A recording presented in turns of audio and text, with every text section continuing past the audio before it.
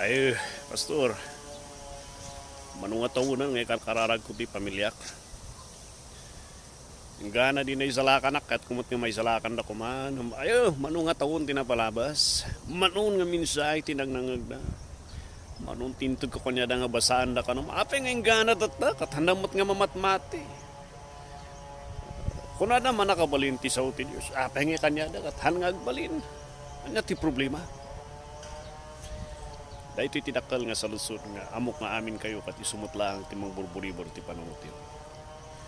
Iti dahil ito nga gundaway kat iti sa uti apo ada ti sumbat na jay. Kakayat tayo amin nga may salakan ti pamilya tayo. Kakayat tayo amin nga manggagdakan agsamitar da ti Ebanghelyo nga madati sumbat niya apo may panggat de. Sa ganit lapayag yun, fasten your seatbelt. And adalam tayo, ti sa uti apo, nuapay nga kasi. God bless, kapsat. It was a beautiful day. Ijay dalan nga mapandi mouse. Kakalpas lang nga inlansada ni Kristo Jesus, kadinbabada ni Suda, nakita damot nga natay na. Nagawid na iti tao, nga nagbaling ang curious nga mangkita na niya ting kakastana ti panakatay ni Jesus. Tinaduma nga na dyan, nakiptut na lang na din, nagsayak di nga tao, pingilan sana. Talaga, pemat kayo paabay na ti kriminal, nga iparupa na. Nadakol ti baso na. Diyan dalang iti, nga mapan iti mouse, at ati duwa nga tao. At tungtungtong may panggap, iti napasamak ni Kristo Jesus. Iti Lucas chapter 24, verse 13, hingga na ti 15, kurana, they were talking together, and while they were talking together, adat nagparang kanya. Nagparang ni Kristo Jesus ng masilag kanya. Nam di verse 16 kuna na jay, but their eyes were holden that they should not know him. In their conversation together, it is a simple verse, but many times manigniglak. Karkaro di verse 16 nga kuna na nairikop ti matada tapno handa nga ma-recognize no sino ni Kristo Jesus. May atitungtungan da kuna na di verse 30 hingga na di 32 isugay nga bagbagan tirik na nagmayat nagaluti na adal da. And explain ni Kristo Jesus nga masapul nga mapasamak di jay nga panakailansana di jay taiso iti padto nga naibilin kan naisursuro dagiti propeta nga inbaga ni Apo Diyos nga mapasamak ti may salakan. But later on, iti may sa didimanon iti rabi na kadanon dan ti pagpapanandan. Mangmanganda iti mangmanganda iti balay. And kunana jay. And it came to pass, as he sat at meat with them and eat together with them, he took bread and blessed it, and brake and gave it to them. And their eyes were opened, and they knew him. And he vanished out of their sight. Dagiti iti first nga nagpakpakitaan ni Kristo Jesus di resurrection na. Malaksi dagiti disipulo na. Adamot dagiti kakapsat na. Kan uray na iti duwa nga tawag kung tungtong iti dalan iti mouse. They were just so shocked later on. Nga throughout the whole day nga agtungtungtong dat sarsarita na. They never have recognized nga di katungtungtung da nga nagparang nga mag-explikar nga masapul nga mapasamak di jay kathanda nga na nasiputan nga it was the Lord Jesus Christ. They only recognize nga isu ni Jesus Christ the time when Christ opened their eyes to recognize who He is. Di jay tisumbat jay saludsud no apay nga kuna tayo nga apay manun nga taon nga Idandanun tayo ti mensahe dagiti pamilya tayo. Manun nga okasyon tinapasamak. Natayan, kasaran, birthdayan, iminmay dagiti pamilya tayo nung pulos handang Latta nga ito ditibiyag na. Adaman siguro ni Chimpukot ko na rin nagmayat di mensahe. Nagpintas di mensahe ado tinaadala. Or probably you have been sending dagiti na mga videos, articles, quotations nga mangtudok man lang. Nga mausar nga namin tatapno awaton da ni Kristo Jesus nga manubot kung may sulakan da. But the problem still remains. They just appreciate it. Namhanda pulos nga submitar iti Ebanghelyo ni Kristo Jesus. Di binasa tayo iti account 24, so many times, may ignore na iti nga verse. But in these verses, warwaran na, kanlukatan na, di rason no apay, nga adu dagiti pamilya tayo nga uray mangmanggag dati mensahe, and yet handa nga umawawat kini Kristo Jesus. Ada timpat nga rason nga maadal tayo dito eh. The first nga reason nga makita tayo dito eh, according yung teksto tayo iti Luke chapter 24 kat ito eh. Apay nga tinaduma kat handa nga mamati Latta ni Kristo Jesus, it is because it is not yet their appointed time. It is not yet their appointed time. Laglagi pa niyo uray iti prutas, ada iti chimpo na nga maharvest na. Laglagi pa niyo uray iti itlog kat adam iti chimpong agpusana. Hanga nga pusta, nagitlog nga dagos, kat nabigatan or no next week, ngay kat aghatch nga dagos, itlog ti man. Kastamat dagi jay mula tayo di garden. Uray di cellphone tayo, ada iti limit na kan oras nga ma-full charge. And that is the same thing. It is a one and it is when it comes iti panangawat kini Kristo Jesus. Why won't others believe the Lord Jesus Christ? In spite dagiti pribilehyo nga nanganangagda kanalawag mat nga mensahe, anya ti rason kunak manuman nakabalinti sa Diyos. Apay nga kaslangawan mat. That is because it's not yet their appointed time. To clarify this point, nung kitaan nyo dito eh, dahi duwa nga tao nga dito eh, they just saw a first-hand nga brutal nga panakatay kini Kristo, but at that moment in time, they were not yet saved. Nariing niya panunot da. That's why they are having a conversation about that occasion. Ingana niya chimpo ti panakailansan, ingana niya panakatay na. They saw what happened kini Kristo, but it was not their appointed time. Their appointed time kat ijay imaos, ijay dalang ti maos ingana di balay nga nadanon da. That is their point of time. Oh, I am reminded in Matthew chapter 10 verse 5 to 6. That was the account where the Lord Jesus Christ sent the disciples by two, and he sent them to mapandagi villages, and there he gave them an instruction because of no aramidan da iti mission da. Christ said, you go there, dagiti balay ti Hudyo, dagiti kakailan tayo, but don't go yet. Dagi lugar iti hintil, kanuray ti lugar iti Samaria.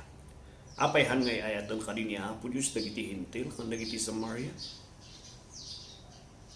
Numapan kayo di Acts chapter 8 verse 4 to 8, it clarifies the reason, because it's not yet their time. The Lord did not send his disciples to be there to the Gentiles in Samaria, because it's not yet their God-given chosen time nga may unag iti sao iti Apo. That is iti sao iti Apo. Iso nga di Acts chapter 8 verse 4 to 8, that was the account where the Lord sent ni Philip nga mapandi sa Samaria in the church, and a revival broke out nga nabutak iti lugar ti Samaria, because that was the chosen and appointed time. Why won't my family believe? Apay nga dito duwa nga dito eh. Anda pa ngayon mawat, nakita na ba ng first hand di panakatay ni Kristo? Because while watching on that cross, while they are watching ni Jesus nga magbagkat na di cross, and they're hanging on that cross, it was not the time nga insaganan niya po Diyos kanyada. It was numalpas ni Jai, ijay dalang timaos, kanijay mapandan di balay, kumplito. That was the time nga insaganan niya po Diyos nga mawatan. That is the first. Second, not only nga it was not their appointed time, they are not yet in their appointed place to be converted. Uray iti prutas, haan namin nga prutas katagbunga dito ibagyo. Kasta namin ibagyo, haan nga amin nga dito ibagyo, haan nga amin nga kayo kon mula katagbunga, di ba ba? Ada tidak duma di Davao nga mabalin dito. Ada mo tidak duma Haan pulos. Uri di kababa tilaon yun. Hangag bunga na kanang hangag tubo tidak duma nga kayo nga magapuniti bagyo ngay mula tayo dyan. Dagi mula nga na duma dyan hanggang mabalin dito bagyo. Hangag bunga pulos. Ada dagi di prutas nga lang tayo di baba ipantay ti mula hang pulos nga bunga. For what reason? This is not their place. Ganyan niya po nga bunga. And that is the point niya po Diyos. Uray niya po Diyos. Dagi di fish. Ada ti place nga nangisagana kanya na. It is the water. They believe in sagana na tangata nga iso ti pagyanan na. And the same thing is ang wana ni ti Diyos. God had prepared a place for His people. Ngay ti may nga tao nga pinili na ti panakaisalakan kat may salakan. Why won't they believe the Lord Jesus Christ? Because malaksid jay chimpo, the time, they are not yet in their God-given place. Dahil ti duwa nga tao na ito, they were not converted while Jesus was there hanging on the cross and dying there. Masapul nga dada, and God placed them. Ijay Emmaus, kundi mapandi village sa Emmaus, and that was the appointed place where they would know and they would come to realize. Kalukatan niya po ti matada kan puso da. Ngawat da, kantal kanda. Ijay kinita da, nga tao, nga isugayan. Ijay mangisalakan nga Diyos, ngayon may nga nagbaling nga tao. Ni Kristo, isu ti mangisalakan. Uri ni Zacchaeus, napasamak ti jay. God prepared the place. Diya kayo nga nagkalayatan ni Zacchaeus. Because that is His appointed time nga mamamuna ni Kristo Jesus. Ninaaman, the Old Testament, nga na leprosy siya. God prepared the river of Jordan, nga tiarig na narugrugit nga karayan, kasla nga di karayan hindi ti Balili, o di narugrugit hindi nga Manila ba. Aming arugit kat mapanijay. Ijay pala ang tinagdigusan na, but God prepared a place, that place, nga makita na, iti pa nakabalin, iti Diyos. How about ni Paul? The same thing happened kanya na, ijidala ni ti Damascus. How about nagiti fishermen nga disipulo ni Kristo Jesus? Ijay igit ti baybay, tinaysagana para kanya na. How about Ethiopian yun? Kung ano yung Diyos, ti Santo Espiritu, kini Philip. Kita amit ang chariot, digon sa kay takatungtong mo di tao, di ta. And that was the time, the conversion ni Ethiopian yun. How about the Philippian jailer? Pijakulungan. While guarding dagiti natiniluda nga inimbalod nga pusto nga nagkasasaba. That was the time nga na-convert iso na. How about ni Lydia? Ija karayan. Ngamamuna ni Apostol Pablo ng nagkaskasaba iso na iti panakay kasabat sa uyay. Anya ti kato ibaga dito. Kato ibaga kada kayo aday ti place ngayon sa gana ni Apo Diyos Kristo. San kasla di krus ti Kalbaryo ijay deathbed di hospital. San di okasyon iti kasaran. Tidak dumakat birthday. Tidak dumakat while listening iti videos iti Facebook. Tidak duma while watching while they are sick. Tidak duma ada dyan jeep. Tidak duma siya kung mismo adak ijay bus ijay tinanglukatan ni Apo kanya. Ha adak di seminary na ganadala. But I was not yet saved when I was there in seminary. Nagawid dapat nagsubliak ada tinalakawok man ko inalak nga trades nga record, and that was the time while I was listening in the bus nga mapandi Manila. That was the time, the specific place ngayon sa gana ni Apo nga may salakan ako. He prepared the bus going to Manila nga may salakan ako. A specific place. Third, sumpantay the third reason why people kathandapay lang awaton ni Kristo Jesus. In spite dagiti nagadu nga mangmangagda. In spite dagiti may dandanon kanya, why won't they surrender to the gospel of Christ? I believe the third reason nga maadal tayo iti text 2 tayo iti Luke chapter 24 katito. It is because they are not yet in their appointed situation to be saved. God also prepared the situation. For some, di time nagsakit na ngayon sa gana ni Apo Diyos. Kaslaki ni naman. Di time, di deathbed na just like the cross iti Kalbaryo, di criminal nga nagbabawi. For some, di chimpo kapangpangas na. And they will like nga ipakita ti ungot na dagiti Christians. Just like na Apostol Pablo. For others, idachimpo ti kalamidad. Where they are in big trouble in life.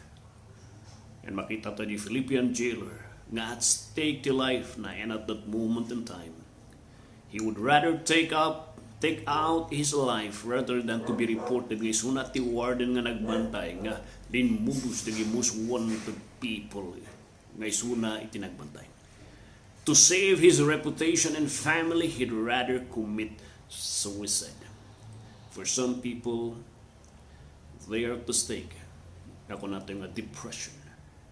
And some calamity nga di chimpong mawananda iti dagiti ayatan iti biyag, chimpong umay iti natural disasters, ijay lang ti manglukatan niya. Umay dito ko natin nga COVID, ijay lang agdungagda nung paganaan mo dahi di. Nang tigas kas daw imay ti COVID adulat ta, iti awan pulos napangas tulat ta, nga madidang agsamitar ti Ebanghelyo.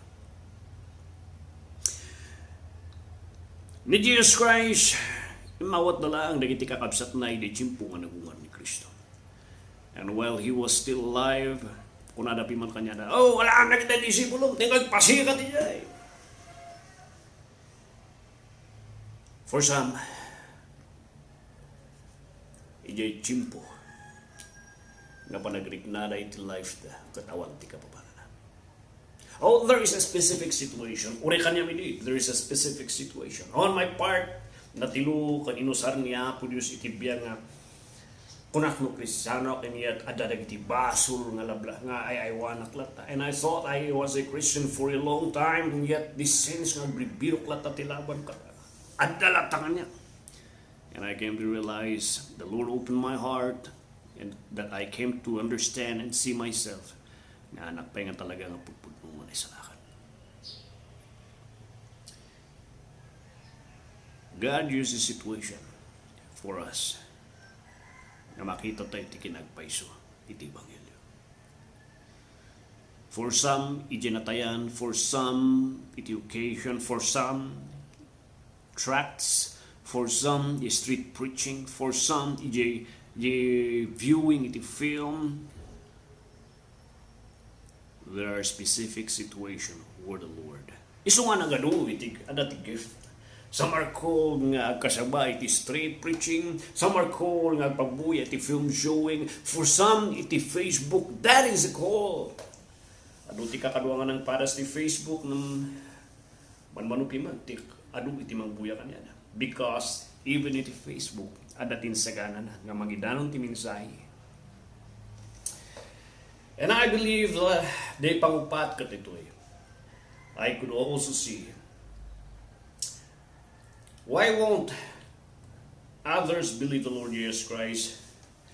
Because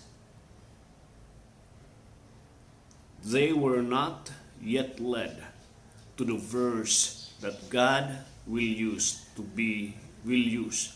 for them to be converted. Tiamok ini basta John 3:16 mabalin dia, share mo lang dia. And I came to realize God did not design John 3:16 nga isulang ti mansalakan iti adu. For me inuzat niya po kot Hebrews 9:27. For others Genesis 1:1. For others John 3:17. For others John 1:12. For others John 1:12-13. For others, John 11:45, Jesus wept, simply nga bersikulo, but they heard the gospel. God had prepared verses. Iso ti rason na nga kitang tayo. No masiputan nyo na iti recordings. We use verses, many different verses to present iti gospel. For what reason? Because I believe that God prepared a verse to a specific people nga nangisinana. For some people, ag-respond na the records na namin disyon na for some, okay lang, mayat-mat. Apay nga, nag-difference na because that verse was not prepared by God para kanina. Iso nga we use verses. We go back to many verses and preach these verses because we don't know no ay na nga verse din sa ganan ni hapo kanina. Alawag? And that is the reason why. Hantay nga mapilit dagiti tattao umawat.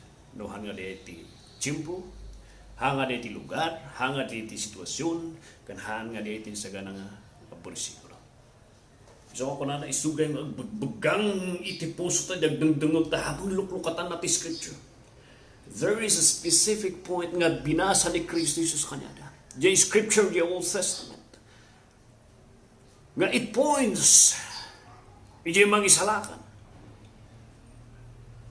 Iti pangkitaan tayo. Nga God uses a specific verse for a specific kind of people na madano na litang bersikulo. Isang ano, i-share yun ito. Pastor, no, i-share mo ito. Hanga, awan tagbuy-buya. May salang dua. That is because iso na lang insaganan ni Apo. Hanggang mo uma. Tantay mo nga mo, no, sino naging insaganan ni Apo dito nga bersikulo. Idandanun tayo Latta.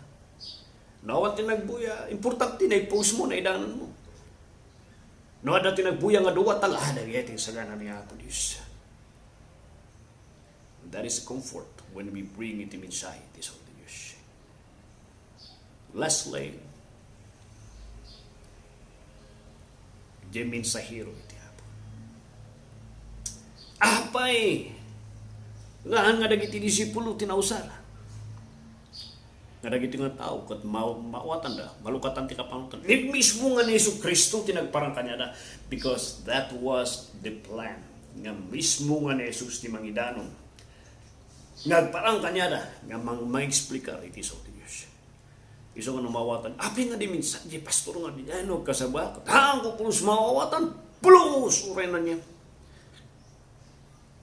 For some people, malagip ko, ada nagay tiyempo nga, kada kayo may man, naglawag ko kunayo. But I also come to a point nga, ada nagay na dumanganta, api ako mawawatan ni Pastor Wilson, krigat.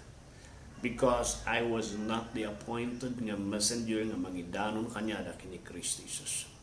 Adatin sagana ni Apo Diyos. Haan amin nga dagiti hintil ket tinangidanon kanya da ket ni apostol adamat ni Pedro. Uray dagiti Hudyo, haan amin dagiti apostol. Adamat dagiti daduma nga tattao.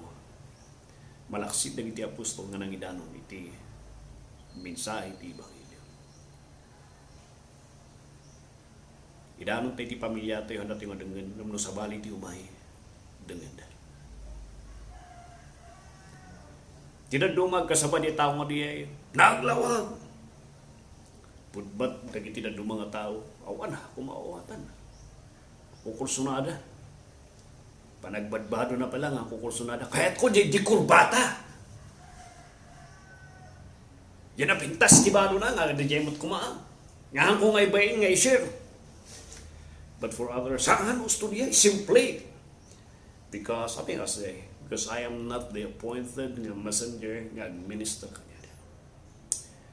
Oh, my brothers, these are some of the reasons why people won't believe the Lord Jesus Christ. And how I pray. It gives clarification kada kayo. No apay, nga kasjay, di mang magyari. Haan nga gapus, tanapukaw ti panakabalin ti sa Diyos. But it is just because they were not yet in the appointed time. They are not yet in God's appointed place. They are not yet in God's appointed situation. They are not yet handa pulos nga naisagana. Hanga di bersikulo nga naisagana ni Apo Diyos kanya. Kan hanga di ministro nga di iting sagana na para kanya. That is the reason why people won't believe. I want to talk about the last reason about election, but I don't like to confuse. I don't teach you pura diay. But for now, here are some of the reasons nga inayon nyo no apay nga we desire them to be saved. We desire nga idanong ti Mensahe, and yet they won't. God bless, kapsat. Ni Apo iti Mangidanan.